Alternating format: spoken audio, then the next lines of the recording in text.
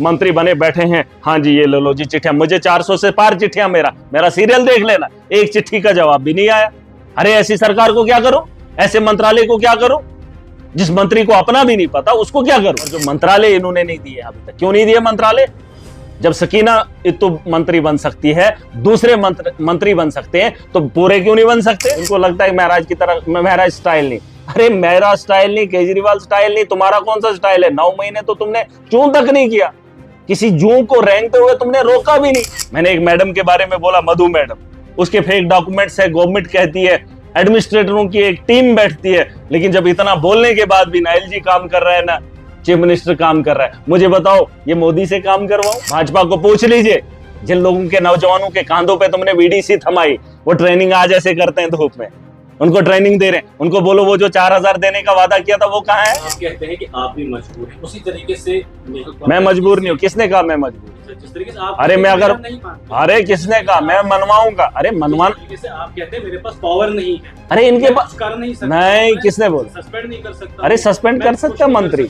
आप मुझे बताइए उसी तरीके से। मुझे एक बात बता, मैंने कब बोला मैं सरकार में हूँ क्या? अरे मैं सरकार में क्या मंत्री हूँ? सुन लीजिए मेरे, नहीं आप सुन लीजिए, अरे सुन तो लीजिए, मेरी सरकार का हिस्सा था। मैंने सोचा था बहती गंगा में हाथ धो लेंगे, अपने लोगों के काम करा लूंगा। अरे ये मंत्रालय थोड़ी मुझे देते, इनको पता था इसको मंत्रालय दे देंगे, ऐसे काम करेगा, ताड़ फाड़ हो जाएगा, हम तो हक्का बक्का रह जाएंगे। देखिए सरकार इसलिए बनी थी ताकि लोगों का अजाला हो, और हम सरकार का हिस्सा इसलिए बने थे क्योंकि बहुत सारे लोगों ने मैंडेट एनसी को दिया था। तो सरकार में हमारी भी यही ख्वाहिश थी कि अगर जम्मू कश्मीर के बहुत बड़े वर्ग ने एनसी को सपोर्ट किया है, तो कहीं ना कहीं हमारे लोगों का सम्मान और इज़्ज़त भी उन्हीं लोगों के साथ होनी चाहिए। तो एक कोशिश थी, एक पहल थी, उसका हिस्सा बनना, अपनी कॉन्स्टिट्यूंसी को बेहतर देखना था, क्योंकि वादे बड़े बड़े हुए थे चुनाव में। तो अब उम्मीद थी सरकार बनने के बाद कुछ बेहतरी होती है, लेकिन वो बेहतरी मुझे 9 महीने में नहीं दिखी, क्योंकि मैं पहले भी हिस्सा रह चुका हूँ, सियासत के मैदान में कई सालों से हूँ। इक़्तिदार में रहने के बाद समझ आती है कि सत्ता में जो हो तो यकीनन उसके कामों में आसानी होती है, लेकिन वैसा देखने को नहीं मिला 9 महीने, तो इसलिए किनारा कशी करनी पड़ी। देखिए ऐसा नहीं है, मैं कोई सरकार तोड़ने के फिराक में नहीं हूँ कि सरकार टूटे, बट मैं एक चीज़ बताना चाहता हूँ। देखिए मैं पब्लिक के वेलफेयर के लिए हूँ। मैं चाहता हूँ अगर एनसी को लगता है सेंटर की सरकार के बिना जो है काम नहीं हो सकता है, आप तो वैसे भी खा पी रहे हैं, साथ में बैठ रहे हैं, डॉक्टर जितेंद्र के साथ जा रहे हो, मोदी जी के साथ जा रहे हो, एलजी के बगल में बैठ रहे हो, तो उन्हीं के साथ सरकार बना के जम्मू कश्मीर की बेहतरी कर लीजिए ना, क्या ज़रूरी है? जब आपको लगता है ऐसे नहीं मान रहे, उन्होंने प्यार से मांगा आप स्टेट दे दीजिए, नहीं दी, अब आप लड़ नहीं सकते हैं तो सीधा उनके साथ चले जाइए, जैसे पीडीपी भी एक ज़माने में गई थी, आप भी जाकर काम तो कर लीजिए। अगर आपकी मंशा काम करने की तो फिर मिल जाइए। अगर आप मिल भी नहीं सकते हैं, उनके साथ मिलकर सरकार भी नहीं बना सकते हैं, तो फिर एक काम कीजिए, खड़े तो हो जाइए। मैं अभी भी, जब भाजपा के खिलाफ, सेंटर के खिलाफ, मोदी के खिलाफ एनसी के लोग खड़े हो जाएंगे तो महराज आपको खड़ा दिखेगा, लेकिन जब लोगों के लिए लड़ेंगे या अपने घर को बचाने के चक्कर में उनके तलवे चाटेंगे, तो महराज को इतनी फुर्सत नहीं है। मैं जवाबदेह हूँ, जनता ने मुझे चुना है और मुझे जवाब जनता। देखिए अभी जिस तरीके से मैं अलग हुआ हूँ, कुछ लोग सोचते होंगे महराज क्या करेंगे, ये थर्ड फ्रंट है, ये 2 पार्टी सिस्टम यहाँ पर नहीं है, और ये पक्ष और विपक्ष नहीं, ये थर्ड फ्रंट है जो आवाम का है।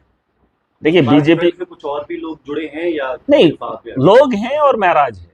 अरे मुझे क्या करना है, मुझे क्या करना उन लोगों? जब मैं डीडीसी था तब भी अकेला था, आज एमएलए हूँ, अकेला जीत कर आया हूँ, और इतना सक्षम हूँ, उनसे बेहतर डिलीवर कर सकता हूँ। मैंने उनको कहा था, 1-2 आदमियों को मैंने कहा मुझे मंत्रालय एक दे दो, कोई बेकार मंत्रालय दे दो, मैं आपको बताऊंगा काम कैसे करते हैं। कोई बेकार मंत्रालय, मैं डिलीवर कर सकता हूँ। डिलीवर करने के लिए आपको ताकत चाहिए, हिम्मत चाहिए और डिसीजन मेकर। ये डिसीजन ही नहीं ले रहे, डिसीजन लेने पड़ेंगे ना। आपने एलजी के ट्रांसफर के बाद ट्रांसफरें की, और वो भी छोटी छोटी। आप एक्शन तो कर लेते, रिएक्शन जब होता तो रिएक्ट हम भी करते, पब्लिक खड़ी होती, मैं कहता हूं जम्मू की आवाम खड़ी हो जाती। पैसा लाने के लिए अभी भी बात नहीं हो रही, अरे पैसा है ही नहीं, अभी टेंडरिंग हो नहीं रही है। और ये बात मैंने असेंबली के अंदर कही थी, मैंने बड़ी उम्मीद दिखाई थी कि उमर अब्दुल्ला, ये सरकार इस बार जमीनी सतह पर वक्त पे टेंडर करे और वक्त पर लोगों को वो जरूरियात की चीजें दे, और जो पैसा बचेगा, जिसमें टेंडरिंग जब होती है तो ठेकेदार लो टेंडर देते हैं, फिर जो पैसा वो उतने में ही काम हो जाता है, काम हो जाता है, फिर जो सेविंग पैसा होता उसके भी टेंडर मारे से पहले पहले लग जाते, ताकि उससे और इजाफा होता, जमीनी सतह पर और काम होते, ताकि यहाँ के लोगों को फायदा होता। मुझे तो अब परेशानी ये हो रही है, पिछले साल जम्मू कश्मीर में सबसे ज्यादा पैसा लैप्स हुआ है, अब मुझे परेशानी ये हो रही है कि इस साल मुझे लगता है उस आंकड़े से भी पार हो जाए। और अगर ये सरकार खामोश रही, मैंने तो एक धक्का दिया है ताकि इनकी अकल खुल जाए। मेरे से सरकार नहीं टूटेगी, मेरे से इनको अकल आएगी, इनको समझ आएगी और ये जम्मू कश्मीर की बेहतरी के लिए कुछ कदम उठाएंगे। अगर इन्होंने उठा लिया, अगर ये सूझबूझ वाले होंगे, देखिए बहुत सारे लोग कहते हैं महराज के जाने से आने से क्या फर्क पड़ता है, लेकिन ये एक मैसेज है। मैं जम्मू कश्मीर की आवाम की तरफ से आपको बता रहा हूं कि आप कमजोरियां दिखा रहे, और अगर आज मैं हटा, कल अगर आप में से कुछ हट गए तो फिर बड़ी परेशानी हो जाएगी, क्योंकि अगर डिसीजन नहीं ले पाएंगे तो आपके साथ कब तक चलेंगे। जवाबदेही हर एमएलए की अपनी है। कॉन्स्टिट्यूंसी के अंदर एक एमएलए को चुना जाता है, पार्टियां बाद में होती हैं पार्टियां, लेकिन एमएलए जवाबदेह होता है। अगर एमएलए को जवाब देना पड़ा और अगर वो बताएगा कि सरकार खामोश है, तो मुझे नहीं लगता आप टिक पाओगे। मैंने कहा छोटी छोटी चीजें हैं जिससे लोगों को राहत दी जा सकती थी, दिलाई जा सकती थी, लेकिन उस काम को करने के लिए भी ये लोग खामोश हैं। ये काम करने की नियत होती तो बात अलग थी। अब मैं इनको कह रहा हूं कि आपके पास वक्त है, समय है, 6 महीने बचे। कोई कहेगा 5 साल के लिए सरकार है, नहीं, मेरा ये मानना है कि इनको नवंबर तक सरकार चलानी, नवंबर तक। ये जो महीना बीत गया ना, अभी ये जो कुछ महीने बचे हैं नवंबर तक, अगर नवंबर से पहले पहले ये लोग जमीनी सतह पर डिलीवर कर गए तो मैं कह सकता हूं सरकार काम करने के उस फिराक में है। अगर इस बार भी पैसा लैप्स हो गया, ये 5 साल की क्या बात करेंगे, मुझे नहीं लगता ये टिक पाएंगे और लोगों के सामने जवाब नहीं दे पाएंगे। आपको क्या लगता है, ये आपको 5 साल के लिए मैंडेट मिला है, फिर इस साल काम ही नहीं करोगे? इस साल क्या जमीनी सतह पर काम ही नहीं करना? वो पैसा लाना ही नहीं है। अरे पैसा लाने के लिए आपको लड़ना पड़ेगा, केजरीवाल बनना पड़ेगा, ये मजबूरी है इनकी, इनको बता दो। ये कह रहे थे नहीं हम बातचीत से बात करेंगे, बातचीत से, अरे देख लिए तुमने, मोदी के गुण भी गाए, उसकी तारीफों के फूल भी बांध दिए, कांग्रेस के दौर में काम हुए, और मोदी जी के नेतृत्व में उसके इनॉग्रेशन क्या होगी तो उसका सारा क्रेडिट जो है मोदी को दे दिया, लेकिन तब भी नहीं मानेगा, वो तब भी नहीं मानेगा। अरे ये तुम इसको बताने से या मांगने से वो देने वाले नहीं है। किसी ने कहा मोदी का नाम डायरेक्ट लेता है, कुछ अंधभक्त हैं।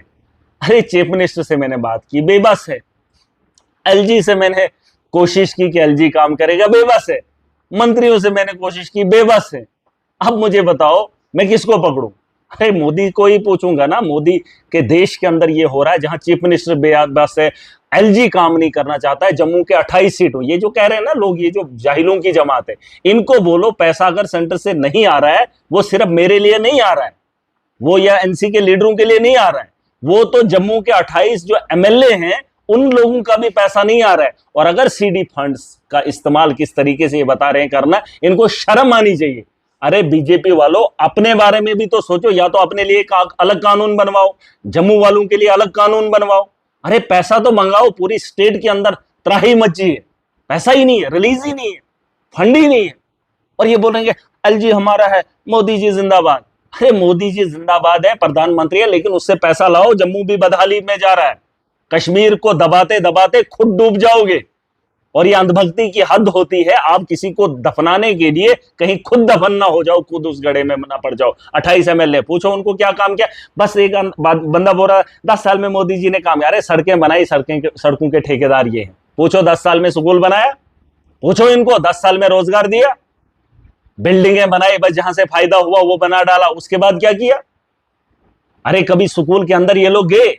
इनको ये चीजें समझ नहीं आएगी, अंधभक्ति की हद होती है। इन्होंने सड़कें बनाई, अपने इलाकों से निकाली, अपनी जमीनों से 10 रुपए की जमीन को करोड़ रुपया निकाला, जहां से इनको माल मिला वो काम इन्होंने किए। स्कूल की बिल्डिंगें बना सकते थे, बच्चों को तालीम बेहतर दे सकते थे, बिजली के निजाम को बेहतर कर सकते थे। अभी बिजली होती नहीं, किराया ले लेते हैं। सड़कें बनाई इन्होंने, टोल, जब जो ही सड़कें इन्होंने बनाई उसके साथ में टोल प्लाजा लगा लिए और तभी से टोल वसूलना शुरू कर रहे हैं। अंधभक्तों को बोल दो, जब से ये हाईवे बन रहा है तभी से टोल ले रहे हैं। तुमने पूछा अभी अधूरा सड़क है, और तब से अभी तक ये बिजनेस कर रहे हैं, और जहां इनको मफाद है वहां पर ये काम कर रहे हैं। गवर्नमेंट स्कूलों में इनको फायदा है नहीं, वहां गरीब का बच्चा पढ़ रहा है, उसके बारे में कोई बात ही नहीं करेगा।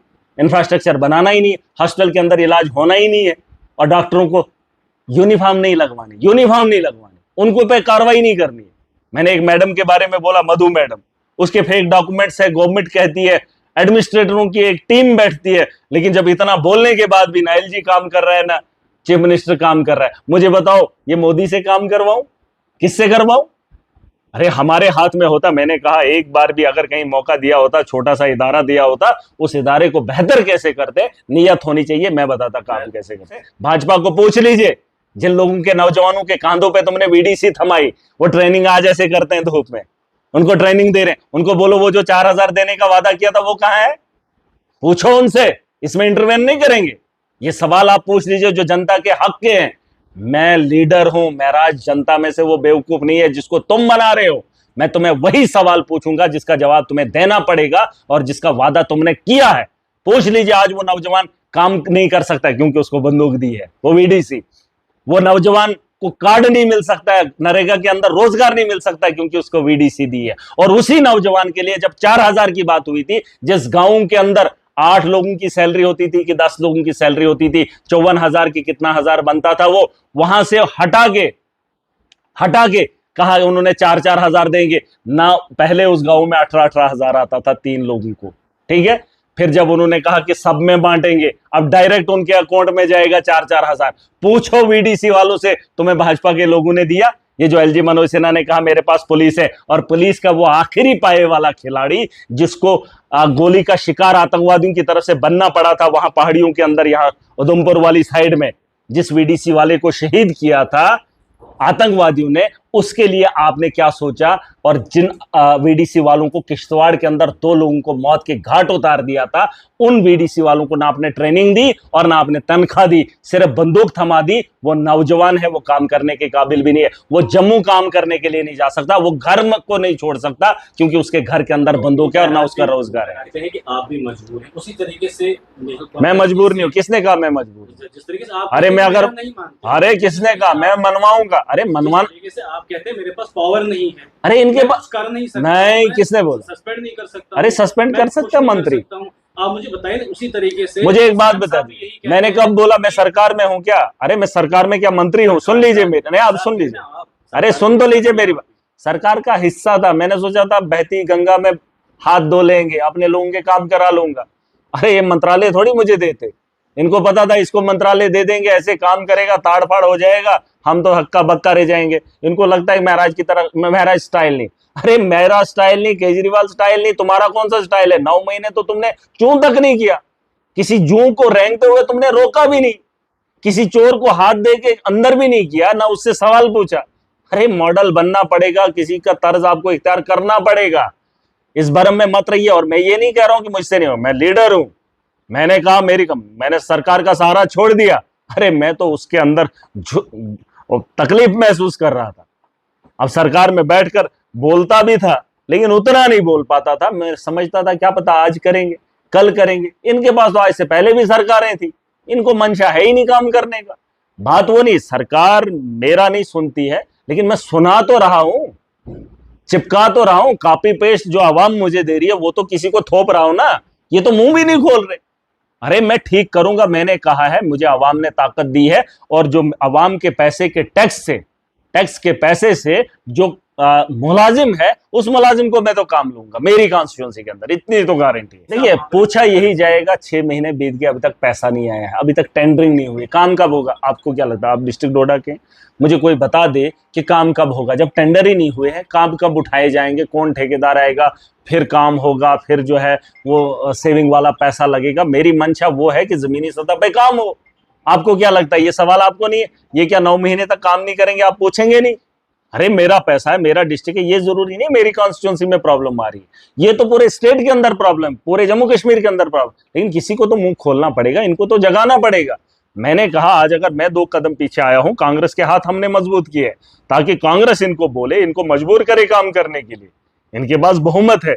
अगर ये समझते हैं कि हमें काम नहीं करना है, सेंटर के साथ मिलकर करना है, तो फिर जाइए, आज ही मौका है। ताकि इस साल मुझे काम चाहिए, इस साल मुझे कोई भी ये ऐसा नहीं चाहिए कि नहीं हम नहीं कर सकते थे, एलजी था, ये था, वो था, फलान था, ढिनका था, ये हम नहीं सुनेंगे। हमने वोट दिया है स्कूल बेहतर बनाने के लिए। आप स्कूल तो बेहतर कर लीजिए, पहले स्कूल बना दीजिए, बिजली का निजाम बेहतर कर दीजिए, हॉस्टल बेहतर कर दीजिए। जब हमें लगेगा कि आपको बीजेपी से प्रॉब्लम है तो पूरी आवाम सड़कों पर आकर आपके साथ खड़ी हो जाएगी। लेकिन फ्रंट लीड किसको करना पड़ेगा?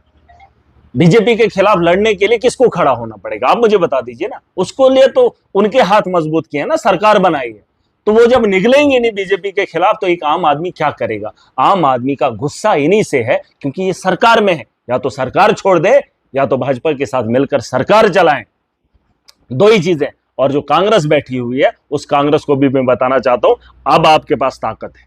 पहले इनको खौफ नहीं होता था, हाँ जी इंडिपेंडेंट आगे मुफ्त में समर्थन दे दिया है, हमने दिया था जम्मू कश्मीर की आवाम को देखकर। अगर आप मुंह भी नहीं खोल रहे हैं, बोल भी नहीं पा रहे हैं, काम भी नहीं कर पा रहे, कांग्रेस को मैंने मजबूत किया है। जो 6 सीटें उनकी हैं, आप वो फैसला करवाइए। और जो मंत्रालय इन्होंने नहीं दिए अभी तक, क्यों नहीं दिए मंत्रालय? जब सकीना इत्तू मंत्री बन सकती है, दूसरे मंत्री बन सकते हैं, तो पूरे क्यों नहीं बन सकते? बाकियों को भी बना दो।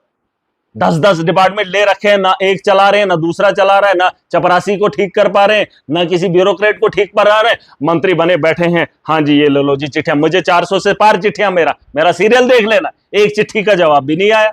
अरे ऐसी सरकार को क्या करूं? ऐसे मंत्रालय को क्या करूं? जिस मंत्री को अपना भी नहीं पता उसको क्या करूं? अरे हम चिट्ठी कुछ लिखे, हो कुछ और रहा है। अरे तुमसे नहीं हो रहा, मैं नहीं लिखूंगा, मेरे हालाके में जो भी आएगा मैं उससे काम करवाऊंगा। ये पूरी ताकत के साथ, ये मेरा अपना स्टाइल है। ये बोले महराज स्टाइल नहीं, महराज बनना पड़ेगा। ये मजबूरी इसलिए क्योंकि छोटा हूं, लेकिन तुमसे छोटा नहीं हूं, अकल में तुमसे बहुत आगे हूं। 9 महीने जो मैंने बिताए हैं, मेरे लोगों की जो मजबूरियां हैं उसे बेहतर करने के लिए खड़ा हुआ हूं।